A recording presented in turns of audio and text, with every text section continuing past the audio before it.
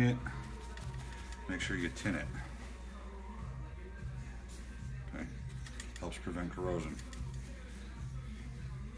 There we go. Now I got flux on the pins, so I'm just going to put a dot on there. Boom, and I'm going to run the pins.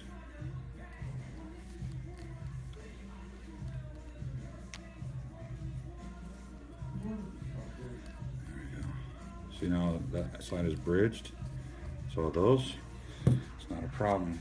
Solder goes towards the heat, so you just clean your tip and start pulling it off.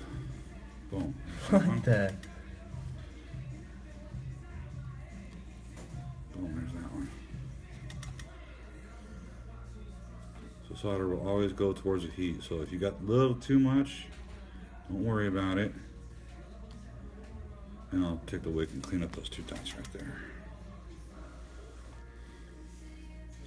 because that will affect how it sits in the frame. Flux, wick, remember solder goes toward the heat, so we just tap it on there.